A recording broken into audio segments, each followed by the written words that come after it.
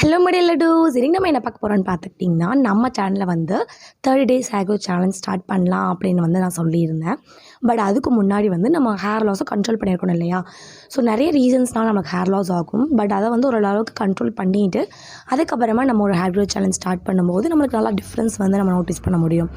அது இல்லாமல் நம்ம ஒரு பக்கம் வந்து ஹேர் லாஸ் ஆகிட்டுருக்கு, அதை கண்டுக்காமல் நம்ம விட்டுட்டு ஹேர் க்ரோத்துக்கான விஷயங்கள் பண்ணும்போது ஒரு பக்கம் முடி வளரும், ஒரு பக்கம் முடி போகும். அப்போ என்ன ஆகும்னா நமக்கு எந்த டிஃப்ரென்ஸும் தெரியாது. அப்போ எந்த டிஃப்ரென்ஸும் தெரியாதப்போ நம்மளுக்கு கான்ஃபிடென்ட்டும் போயிடும். என்ன பண்ணாலும் முடி வளராது போல், இப்போ பார்த்தாலும் இந்த ஹேர் லாஸ் ஆகிட்டு தான் இருக்குது அப்படிங்கிற மாதிரி சலிச்சு போயிடும் இல்லையா? ஸோ நம்ம என்ன பண்ண போகிறோம்னா ஒரு 7 days hair loss control challenge தான் எடுக்க போகிறோம். 1 வீக்கில் நம்ம என்னெல்லாம் பண்ணலாங்கிற மாதிரி நான் உங்களுக்கு கொடுத்துருவேன். அதை நீங்கள் ஃபாலோ பண்ணுறது மூலமாக உங்களுக்கு 1 வீக்லேயே அந்த 7 டேஸ்லேயே உங்களுக்கு டிஃப்ரென்ஸ் தெரியும். அப்படி இல்லை அப்படின்னா ஒரு சிலரோட பாடி என்வாயன்மெண்ட்டை பொறுத்தோ அது இட்ஸ் டேக் சம் டைம். ஒவ்வொருத்தருக்கு 15 டேஸ் எடுத்துருக்கலாம், ஒவ்வொருத்தருக்கு 5 டேஸ்லேயே வந்து டிஃப்ரென்ஸ் காமிக்கலாம். ஸோ அந்த மாதிரி ஏதோ ஒரு வகையில் நம்மளோட ஹேர் லாஸ் வந்து கண்ட்ரோல் பண்ணிவிட்டு அதுக்கப்புறமா நம்ம ஹேர் க்ரோத் சேலஞ்ச் வந்து ஸ்டார்ட் பண்ண போகிறோம். ஸோ இன்றைக்கி நம்ம என்ன பார்க்க போகிறோம்னு பார்த்துக்கிட்டிங்கன்னா இந்த ஹேர் லாஸ் ஆகிறதுக்கு நிறைய ரீசன்ஸ் இருக்குது. அதில் முக்கியமான ரீசன் இந்த டேண்ட்ரஃப் தான். டேண்ட்ரஃப் வந்துட்டாலே வந்து முடி வந்து எக்கச்சக்கமாக வந்து கொட்டும். ஏன் அப்படின்னா அந்த டேண்ட்ரஃப் வந்து நம்ம முடியோட வேர்க்காலில் வந்து நல்லா அரிச்சு விட்டுரும். அது நம்ம முடி வந்து வேரோட விழுகும். சரிங்களா? கட்டாயி கூட விழுகாது, வேரோட விழுகும். ஸோ அந்த டேண்ட்ரஃபை ரிமூவ் பண்ணிட்டாலே போதும், முக்கால்வாசி ஹேர் லாஸ் வந்து கண்ட்ரோல் ஆகிடும். ஸோ அதனால தான் இப்போ நம்ம டேண்ட்ரஃப் கிளியர் பண்ணுறதுக்கான ஹேர் பேக் பார்க்க போகிறோம். இந்த ஹேர் பேக்கை நீங்கள் வந்து உங்களுக்கு ரொம்ப சிவியரான டேண்ட்ரஃப் இருந்தாலும் சரி, டேண்ட்ரஃப் ஸ்டார்டிங் ஸ்டேஜ் இருந்தாலும் சரி, இதை நீங்கள் ட்ரை பண்ணுங்கள். மேக்ஸிமம் ஒவ்வொருத்தருக்கு வந்து இப்போ தான் ஸ்டார்டிங் ஸ்டேஜில் இருக்கிற நீங்கள் ஒரு டைம் யூஸ் பண்ணும்போதே உங்களுக்கு டேண்ட்ரஃப் கிளியர் ஆகாது உங்களுக்கு பார்க்க முடியும். அப்படி இல்லை ரொம்ப அதிகமாக இருக்குது அப்படின்னா வீக்லி 2 டைம்ஸ் யூஸ் பண்ணும்போது உங்களுக்கு நல்லாவே டிஃப்ரென்ஸ் தெரியும். அண்ட் முக்கியமான ஒரு விஷயம் என்ன அப்படின்னா 7 days hair loss control challenge அப்படின்னு வரும்போது எல்லாத்துக்குமே 7 டேஸில் வந்து இந்த ஹேர் லாஸ் கண்ட்ரோல் ஆகாது. அவங்களோட பாடி என்வாயன்மெண்ட்டை பொறுத்து ஒவ்வொருத்தருக்கும் வந்து 7 டேஸ்லேயே கண்ட்ரோல் ஆகிடும். ஒவ்வொருத்தருக்கு வந்து 15 டேஸ் 30 டேஸ் அந்த மாதிரி டைம் எடுக்கும். பட் நம்ம பண்ணுறதை பண்ணிகிட்டே இருக்கணும். எப்போ ஹேர் லாஸ் நிற்குதோ அப்போ நின்றுட்டோம். சரிங்களா? ஸோ கான்ஃபிடென்ட்டாக வந்து ட்ரை பண்ணுங்கள். கண்டிப்பாக ஒரு 7 டேஸில் வந்து ஒரு சின்ன டிஃப்ரென்ஸாவது உங்களுக்கு தெரியும். இப்போ பரவாயில்லையே அப்படிங்கிற மாதிரி ஃபீல் பண்ணுவீங்க. அண்ட் ஓரளவுக்கு நிற்கிறதுக்கு வந்துட்டு நீங்கள் கண்டினியூவாக யூஸ் பண்ணுற மாதிரி இருக்கும்.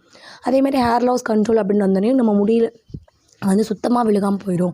நம்ம தலையிலேருந்து ஒரு முடி கூட விழுகாது, அப்படி கிடையாது. ஒரு நாளைக்கு 100லேருந்து 150 முடி வந்து கொட்டுறது நார்மல்.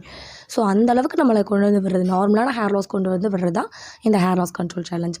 ஸோ முடியே விழுகாமல் ஆயிராது. நார்மலான ஸ்டேஜுக்கு உங்களோட ஹேர் லாஸை கொண்டு வந்து விடும், அவ்வளோதான். ஸோ இப்போ வாங்க அந்த ஹேர் பேக் எப்படி ரெடி பண்ணலாங்கிறத பார்த்துடலாம். இந்த ஹேர் பேக் ரெடி பண்ணுறதுக்கு நமக்கு ஃபஸ்ட்டு தேவைப்படுற பொருள் என்னென்னு பார்த்துக்கிட்டிங்கன்னா வெந்தயம் தான். ஃபெனுக்ரீக்கு ஒரு 4 to 5 டேபிள் ஸ்பூன் அளவுக்கு வெந்தயத்தை எடுத்து ஒரு பவுலில் வாட்டர் ஆட் பண்ணி ஊற வச்சுக்கோங்க. சப்போஸ் நீங்கள் முந்தின நாள் நைட் ஊற வைக்க மறந்துட்டிங்கன்னா நெக்ஸ்ட் நாள் மார்னிங் வந்துட்டு ஒரு 4 ஹார்ஸ் முன்னாடி ஹேர் பேக் ரெடி பண்ணுறதுக்கு 4 ஹார்ஸ் முன்னாடி நீங்கள் வந்து ஊற வச்சு எடுத்துக்கோங்க. இது நம்மளோட ஃபஸ்ட்டு இன்க்ரீடியன்ட்டு. இதில் வந்து நம்ம டேண்ட்ரஃப் கிளியர் பண்ணுறதுக்கான ப்ராப்பர்ட்டிஸும் நம்ம ஹேர் லாஸும் நல்லாவே கண்ட்ரோல் பண்ணியும் கொடுக்கும். ஸோ நெக்ஸ்ட் என்னென்னு பார்த்துக்கிட்டிங்கன்னா அலோவேரா தான். ஒரு மீடியம் சைஸ் அலோவேரா பிளான்ட்லேருந்து அந்த பிளான்ட் எடுத்துகிட்டு சைடில் இருக்கிற முள்ளெல்லாம் கட் பண்ணிவிட்டு அதை 2ஆக பீல் பண்ணி இந்த ஸ்பூன் வச்சு எடுத்திங்கன்னா ஜெல் தனியாக வந்துடும். அந்த மாதிரி ஜெல் வந்து தனியாக எடுத்துக்கோங்க. அண்ட் நெக்ஸ்ட் என்னென்னு பார்த்துக்கிட்டிங்கன்னா வந்துட்டு சின்ன வெங்காயம் ஒரு 10லேருந்து 15 சின்ன வெங்காயம் வந்து எடுத்துக்கோங்க. அண்ட் நெக்ஸ்ட் என்னென்னு பார்த்துக்கிட்டிங்கன்னா வேப்பிலை வந்து கொஞ்சமாக எடுத்துக்கோங்க. இப்போ நான் சொன்ன 4 இன்க்ரீடியன்ட்லையுமே வந்து நம்ம டேண்ட்ரஃப் கிளியர்க்கான ப்ராப்பர்ட்டிஸும் ஹேர் லாஸ் கண்ட்ரோல் பண்ணுறதுக்கான ப்ராப்பர்ட்டிஸும் இருக்குது. ஸோ அதனால இந்த 4 நான் தேடி உங்களுக்காக கொடுத்துருக்கேன். இது 4 நம்ம சேர்ந்து யூஸ் பண்ணும்போது நம்ம டேண்ட்ரஃபையும் கிளியர் பண்ணி கொடுக்கும், நம்ம ஹேர் லாஸும் கண்ட்ரோல் பண்ணி கொடுக்கும். சப்போஸ் உங்களுக்கு ஒவ்வொருத்தருக்கு வெந்தயம் ஒத்துக்காது, அந்த வெந்தயம் வந்து கொஞ்சம் குளிர்ச்சி அப்படிங்கிறனால ஒவ்வொருத்தருக்கு ஒத்துக்காது. அவங்க என்ன பண்ணலாம் அப்படின்னா அதுக்கு பதுவாக மட்டும் பச்சை பயிறு எடுத்துக்கோங்க. வேறு எந்த இன்க்ரீடியன்ட்டும் மாற்ற வேண்டாம். வெந்தயம் ஒத்துக்காதவங்க மட்டும் பச்சை பயிறு எடுத்துக்கோங்க. இது 4 இன்க்ரீடியன்ட் நம்ம எடுத்துகிட்டோம் இல்லைங்களா? இப்போ வந்து ஒரு மிக்ஸ்சர் எடுத்துக்கோங்க. அதில் நம்ம ஊற வச்ச வெந்தயத்தை வந்து அந்த வாட்டரோட ஆட் பண்ணிக்கோங்க. அந்த வாட்டர் மட்டும் கொஞ்சமாக ஆட் பண்ணிக்கோங்க. ஏன்னா நம்ம ஆலோவேரா ஆட் பண்ணும்போதும் வெங்காயம் ஆட் பண்ணும்போதும் அதில் எல்லாமே வந்து வாட்டர் கன்சிஸ்டன்சி இருக்கனால ரொம்ப லிக்விடாக மாறிடும்.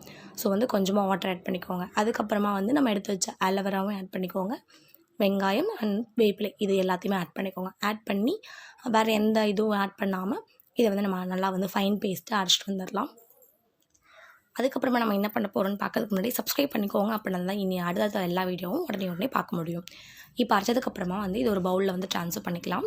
ட்ரான்ஸ்ஃபர் பண்ணிவிட்டு வந்துட்டு நம்ம வந்து டேண்ட்ரஃப் கிளியர் பண்ணுறதுக்காக நம்ம ஒரு விஷயம் பண்ணுறோம் அப்படிங்கிறப்போ நம்ம ஃபில்டர் பண்ணி யூஸ் பண்ணுறது எப்பவுமே பெட்டர். பிகாஸ் அதை ஒழுங்காக வாஷ் பண்ணாமல் விட்டுட்டோம் அவசரத்தில் அப்படின்னா வந்து நம்ம முடி ஹேர்லேயே தங்கிடும். அது வந்து நம்ம டேண்ட்ரஃப் வந்து எச்சப் பண்ணிடும்.